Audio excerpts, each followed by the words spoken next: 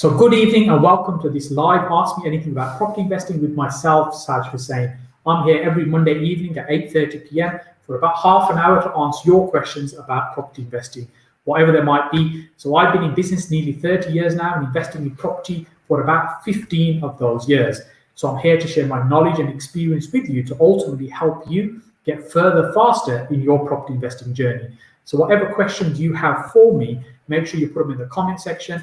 Whichever platform that you're on, we're streaming live on YouTube, LinkedIn, Facebook, Instagram, and Twitter. So whichever platform you're on, make sure you put the question in the comment section, and hopefully they'll be appearing on the screen. My lovely assistant over here will fire them up on the screen, and we'll just go through them in the order they appear. So if you've got a burning question, make sure you don't leave it all the way to the end.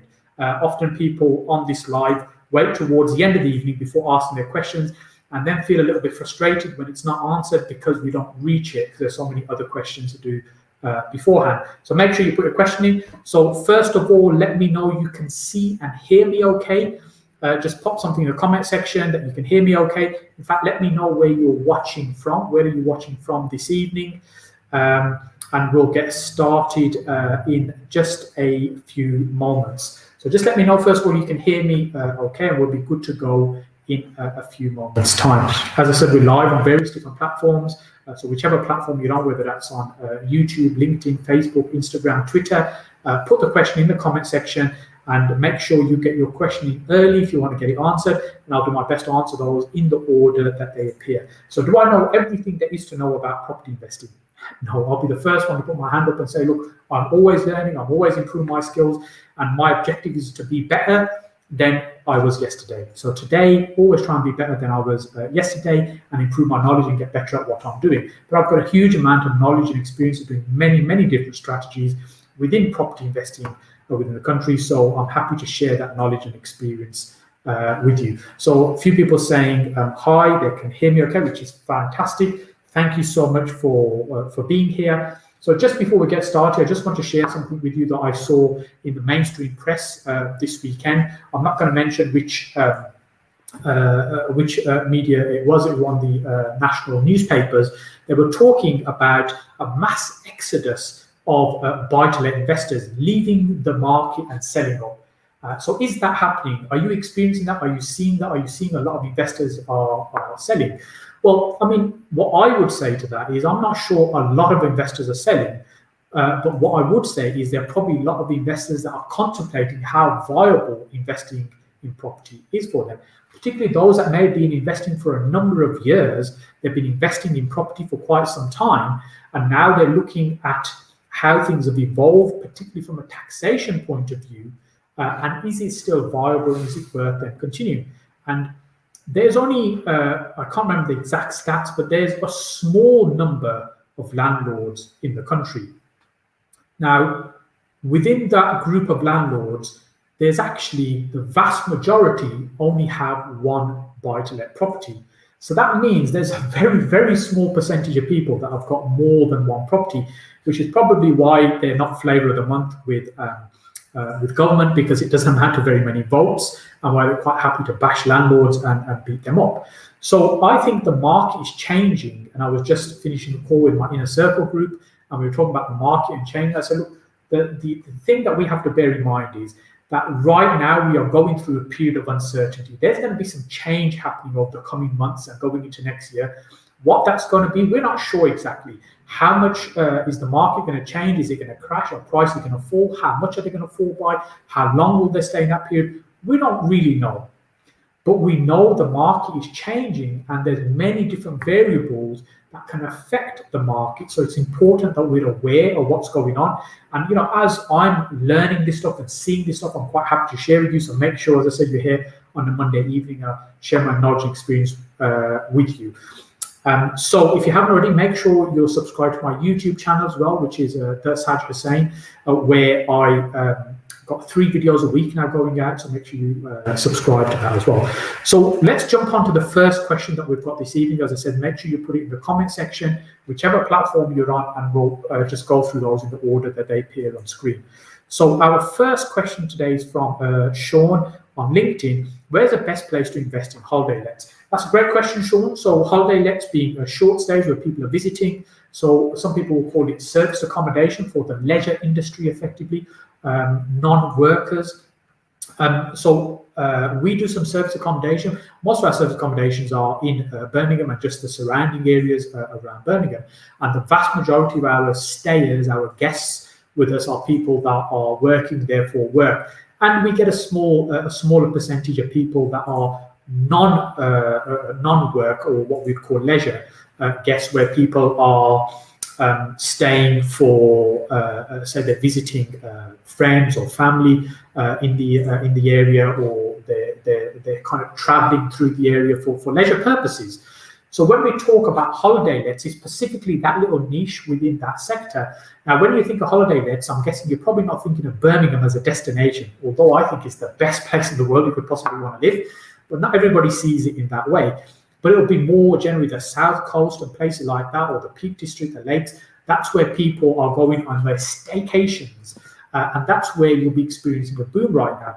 But if you're investing in property for the long term, you've got to think about the longer term. So we might be experiencing a little boom right now, but is that going to be still the case? And if you're purchasing, say, down in Devon and places like that, down in Cornwall, well, then the prices are very high anyway. And it's also seasonal. That means there's only part of the year that you're going to get your revenue. The rest of the year may be that you're not going to actually get some revenue in. So, Sean, in fact, a very long-winded way of answering that question is, I can't say exactly where's the best place to invest for holiday lets. I don't do holiday lets per se as such, unless you consider Birmingham a holiday destination. But what I would do if I was doing that, I'd look at the fundamentals of what's driving people to that area. Why do people want to come and stay in that area, and what could affect it? So the current pandemic, how much of an impact has that had? If you picked a certain area and you were investing there for your holiday lets, what would the last 6 months have done to that particular business model? Would it have destroyed it? Would it have survived? Would it be facing a boom right now? And you've got to think about changes in the market as and when they happen. How are they going to affect your particular business model, and being able to not only make money but survive through challenges as well? So those are the things that I would suggest there, Sean. So I hope that is helpful. Thank you for the question. So our next question, which will flash up in a moment. Our next question even is from Gurmit on LinkedIn also. Hey Saj, what's going to happen to the market when furlough ends, unemployment kicks in, and repossessions begin in masses? Really interesting question there, Gurmit. So this is exactly the thing we were talking about just now with my Inner Circle Mentoring Group on the call that I have normally before this on a Monday evening. We're right now, we're in the early parts of October, and as we start getting to the end of October, the furlough scheme will come to an end, and when we get into November, so around 4 weeks from now, there'll be no more furlough scheme as it was, although there's some other support coming into place, which is nowhere near as effective of what the furlough scheme was. Now, if we start seeing these big employers that are starting to announce quite a few redundancies and letting go of people, then that could be the first sign or the first wave that unemployment is going to be increasing. Now, is it going to increase? Well, my belief is it's going to increase significantly, and that always has an impact in terms of the property market. So what's the connection between unemployment and the property market? Well, really it comes down to affordability and appetite. So property has always been a very appealing thing in this country, not only as a home, but also as investments as well, much more so than, say, for example, in Europe or anywhere else. So it's one of those places where property is always seen as an attractive proposition. But of course, it's about affordability. If you're able to borrow very high loan to values, i.e. you'll be able to borrow most of the purchase price from the bank and put in only a small amount of money yourself, so there's plenty of liquidity in the market, which there was, for example, a previous crash. So if you go back to, say, 2005, 2006, where pretty much if you had a pulse, you could get a mortgage, and probably 100% mortgage. In fact, forget 100% mortgage, you'd get above 100% mortgage. You could have the full amount of money you need to buy the property and some, for the likes of Northern Rock and banks like that were doing that at that time. Now, was it the right thing to do? Was it not the right thing to do? Well, that's probably for a different conversation. But the point being, there was so much liquidity in the marketplace, the affordability was there, so people were buying. Affordability being that the banks were just throwing money at you. When unemployment starts to increase, what happens is the affordability drops and the appetite for property drops as well. And as that happens, house prices then start to fall because it's simple supply and demand. There's way few buyers versus the number of properties on the market. And of course, also some people, unfortunately, are going to start falling into financial difficulty and they're not going to be able to maintain the mortgage payments, and then repossessions will happen as well. Now, I don't expect us to see a lot of repossessions in the short period of time, i.e. in the near future. And the reason for that is because, first of all, repossessions take several months to go through the process. From the very first time somebody falls behind on a mortgage payment to the point where they actually lose their property and a bailiff turns up the door to evict them is actually quite a long process. And there's many steps in between, and sometimes it can go backwards and forwards in the sense that somebody could put a payment plan into place to prevent a repossession happening, but then fall into arrears again. So it could go on for months and months and months, and in some cases even over a year for somebody to be in this particular situation. And I saw a lot of that when I was sourcing deals post previous crash, kind of like 2009, 2010, at that moment in time. So when unemployment starts to rise, as I feel it will, and also as Gernot mentioned there, it's going to have a big impact in the market. So house prices will fall. The biggest question really is not a case of is it going to happen? It's a case of it most probably will happen, but when will it happen? How long will it last? And how deep will it be? I think these are the key questions that we need to think about. And right now, we can't really answer these. If we could, it's like predicting the lottery numbers, because there's so many variables, there's so many things that could change. For instance, the government could step in and put lots of measures in place to prevent the property market crashing should they want to, because they have the means to do it. So it all depends what happens, what changes we start seeing over the next few weeks. And I think really in about 4 weeks from now, about a month from now, we're going to start seeing the first signs of which way things are going to go. So that's my thoughts on that. So thank you very much for that, Gernot. I think it's a really interesting point that you've brought up there.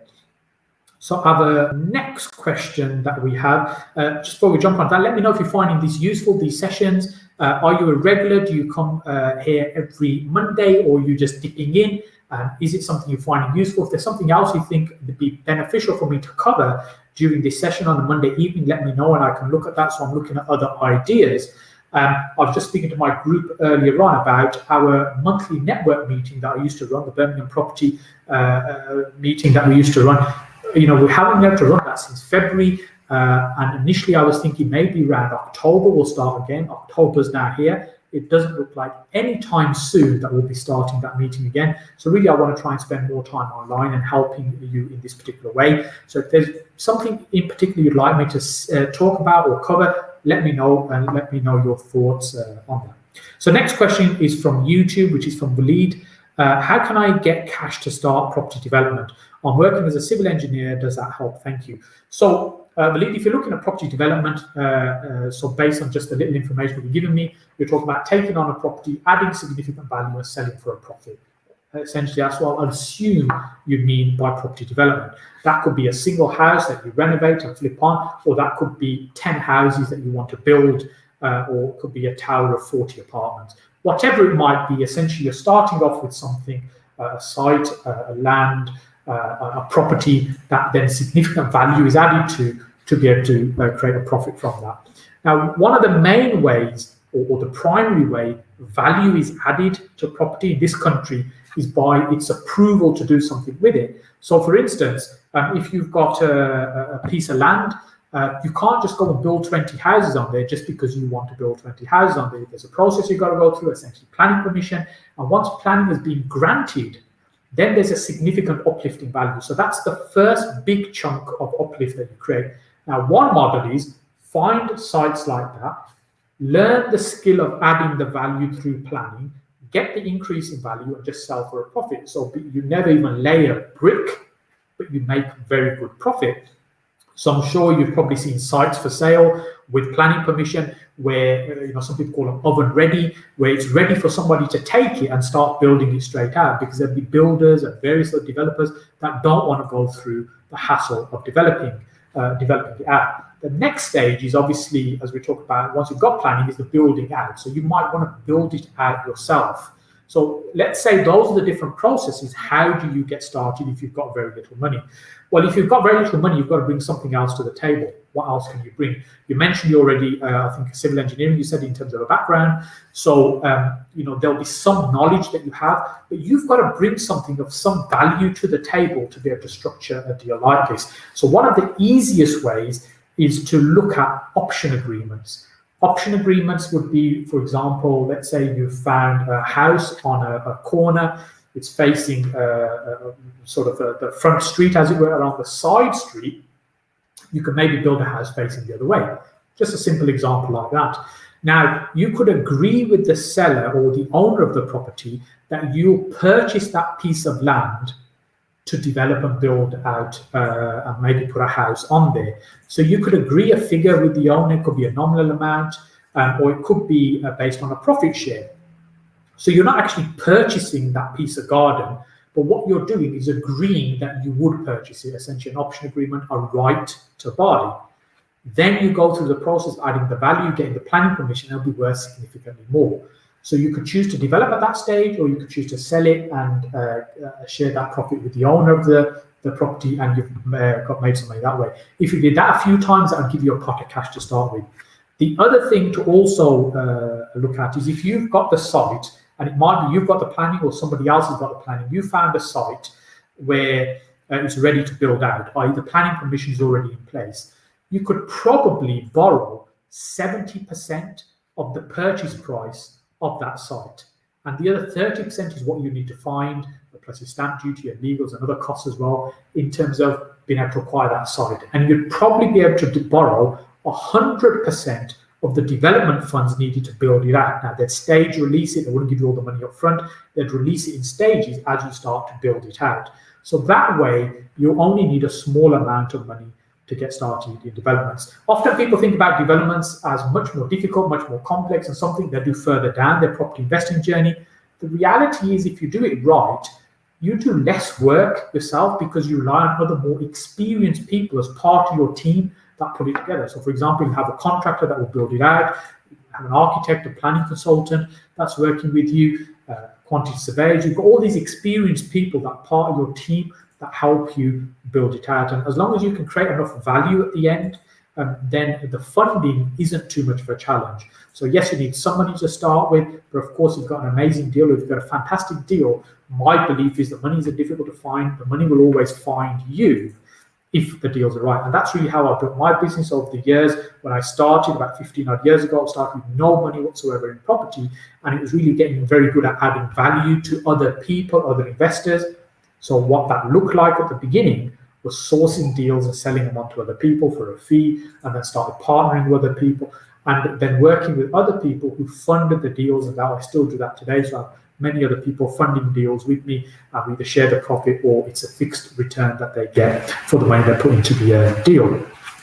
So that's just an example of how you can get into development without needing huge amounts of money. It's about persistence, drive. It's about what skills you can bring to the table, what value you're going to add to other people to make it work. So I hope that helps you believe. So the next question we have is on YouTube. T Butts, apologies if I pronounce that incorrectly. I know you've been on the channel before, so thank you for coming back. I'm terrible with pronunciations. What will you do, and what will your routine to build relationships with agents? So let me read that again. So what will you do, and what will be your routine to build relationships with agents? Okay, so I'm assuming we're talking about estate agents here in terms of getting deals from agents. Now, I talked about earlier on the previous recession, 2007, 2008, and that period of time. Now, right now, if you go into many estate agents looking to build a relationship, you'll probably struggle a little bit, because if you're looking for a deal, they've got people queuing outside their doors waiting for property. because there isn't much stock in the marketplace right now, and there's plenty of buyers. And also what they're doing is pushing the prices up, which seems really strange with the current climate that we're in, that the market's still this strong. But the fact is, it is. That's the situation right now. So there's no real benefit in the agent spending vast amounts of time with you, building relationships with you, nurturing those relationships. When, if they've got a property to sell, they've got a few key contacts they can speak to, they can put it up in the shop window, as it were, on Rightmove, Zoopla, and they'll probably get a queue of people wanting to view it and probably sell just like that, as long as it's priced right. That's the market right now. However, I talked about previous credit crunch and when the market crashed then. At that time, when I was sourcing, I'd go in to see an estate agent. This is when the market had crashed. And I'd probably spend several hours sitting with them, having tea, and just chatting about the market and property, because the phones weren't ringing and nobody was walking through the door. It was like a ghost town. Nobody was interested in buying property. So I could get the ear of the agent to forge those relationships, and if it meant I could move some stock, they'd be interested in talking and building a relationship. So ultimately, it's thinking about what's in it for the agent. What is it that you can do to service the agent's needs? And the agents want to sell properties and they want stock to sell. So if you're coming across, say, sellers that are looking to sell and you can introduce them to the agent, then of course you're paying in advance, you're giving something in advance without necessarily asking anything back, and that will help build the relationship with your agents. Now, the other thing that also helps build relations with agents is proof. Proof meaning if you've already purchased a property, then an agent sees you as a serious person, because how many people do you think go into the estate agent and say, hey, I'm looking for that discounted deal. If you've got anything that's 25% below market value, here's my business card, give me a ring, I'll pay cash. They got people like that all the time. And the reality is those cards probably just end up straight in the bin. They're not really interested. Because, there's so many people like that think that's how they'll get deals. Whereas if you've already purchased a property, particularly from one agent, and then you go back again to them and say, thank you, that's fantastic. Thanks for getting this deal done for me. I'm looking for another deal. How can you help me find the next one? Now you've proven yourself as a buyer, and they're much more likely to take you seriously, to be able to find another property for you. The other thing that I've also done in the past is, when the market's quite strong, as it's been recently, is to hire the agent to go out and look for deals for me, even with other agents. Because many of the agents will know agents that work at the branches, they'll move around, and it means that they've got contacts. They'll pick up the phone and try and get properties which are not yet listed on the market. So if you think about the process where someone's looking to sell their property, they'll probably ring a few estate agents. They'll come out and have a look at it and value that property for them. The seller will then think about who they want to list with and list with one of those agents. Now, that time from when the property is being viewed by the agent to the time it's listed, that window is where there can be an opportunity to jump in sometimes and do a deal. If you've got a very good relationship with an agent, where the agent can say to them, I've got somebody who could probably look at this and complete on this very quickly, and they're thinking of you. So that's another scenario where you can also get the agent to help you get your deals that way. So I hope I'm answering the right question, because I wasn't sure I fully understood the question. I think that was a question you were asking. So thank you for that. So the next question is from Ramzan on LinkedIn. What would you say is the biggest mistake you've made in your property career? I said the biggest mistake I made is when I started in property investing. What I started to do was learn lots and lots of different strategies. If you've been in property in any period of time where you've been looking at getting involved and getting started in property, you'll soon discover there are so many ways that you can make money from property. The mistake is thinking you could do all of them. And that was the biggest mistake I made. I was trying so many different strategies, lease options, no money down, B&B property, auctions, flipping, assisted sales. I was trying to do everything at the same time, which in one way, the blessing that came from that is I built my knowledge very quickly. I learned a huge amount about different property investing strategies and techniques. But the problem was, and the mistake that I made by trying to do all these things, I wasn't getting any results because I spread myself so thin.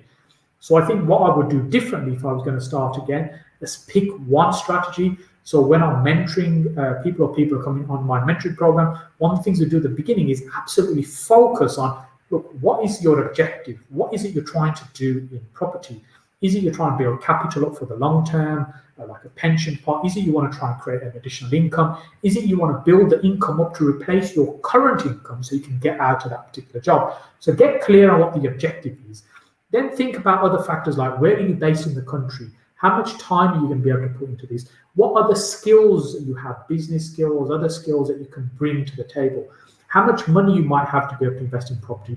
What money you can access? So, for example, your mortgageability, other friends and people that might invest with you as well. So there's all these factors that we need to think about, and then we need to take all of that into consideration before choosing the strategy. I think the biggest mistake people make when they're starting property is they pick a strategy because they saw somebody else doing really well at it and they think that's the one for me. They don't necessarily see all the pain and heartache they've gone through to maybe get the success that they maybe have got right now. Just because it's worked for that person doesn't mean it's going to work for you, because we're all different. Our personality is different. We have access to different things in terms of times, resources, skills, etc. So thinking about what's going to be the right strategy for you is what I would say is really important. Getting starting off on the right place and having a clear direction in terms of where you're heading. So I hope that helps with that. The next question that we have is on YouTube, Abdurrahman, which is, can you rent out spare rooms on a residential mortgage? What guidelines should you follow? So this is essentially when you're renting a room. There is a rent-to-room scheme as well, which means you can offset, you get some tax relief on the income that you get from renting a room out. Now, it's always, if you've got a mortgage on the property, so it's always important to speak to your lender about what you're looking to do so you're not falling foul of mortgage terms. I know there's so many people that just turn a complete blind eye to the mortgage. Once they've got the mortgage, they're not really interested in what it said in the terms and conditions. They're just going to do whatever they want with it. But the reality is your lender could call that mortgage in. It could be mortgage fraud as well. So you need to be very careful in terms of what you're doing with that particular mortgage or mortgage product. And of course, speak to a broker as well. A broker can give you some good guidance and advice on this. But speaking to your lender about if you're looking to rent a room out, is that something you'll be able to do? And is there any issues or concerns around that? And if it's one room, you're probably going to be okay without too many things to take into consideration.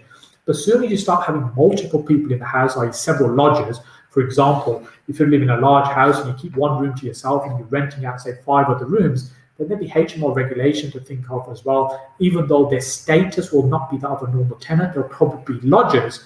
You need to think about any rules and regulations there, and of course how your mortgage lender might view that as well. Because if you think about it, it becomes more of an investment than it does a home at that point.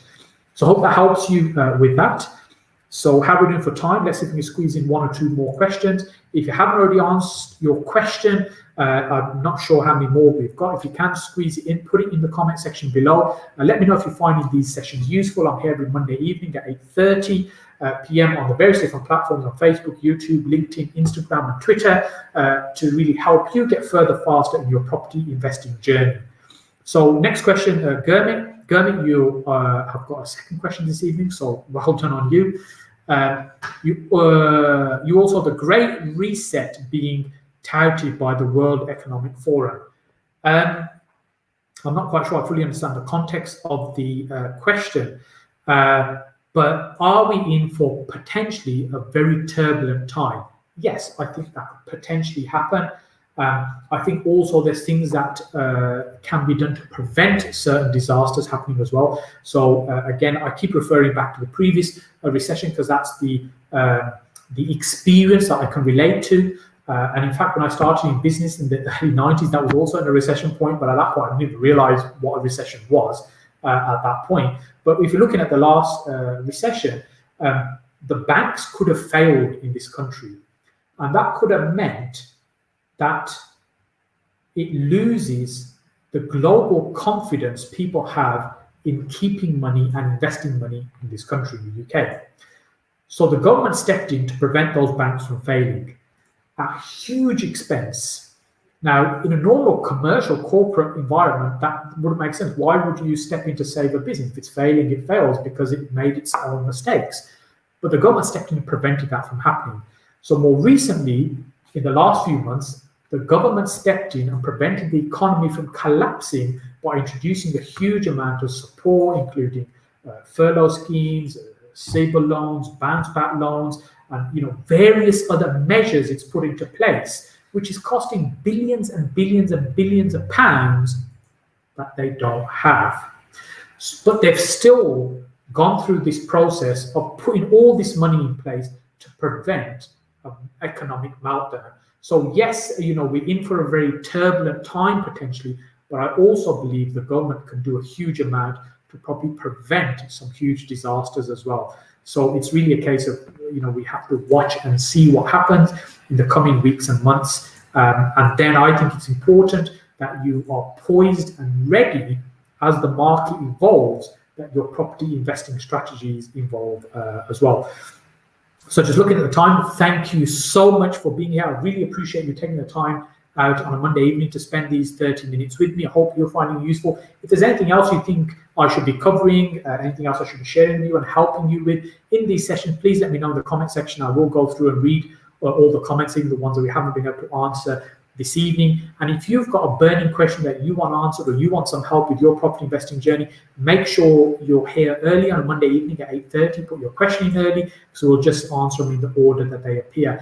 And in terms of how I can help you going forward, there's two ways I can do that. One is that you can come and learn what I do so you can do it for yourself. That tends to be mostly in the shape of mentoring and training. And if that's something interesting, again, reach out to us, send me a message on whichever platform we're connected on. And the second way that I can help is if you're looking to invest with me, if you've got funds of at least £50,000 and looking to invest with me in projects, reach out, send me a message, and we can talk about how that can happen. So that just leaves me to say thank you so much once again, and I look forward to seeing you again on the next video.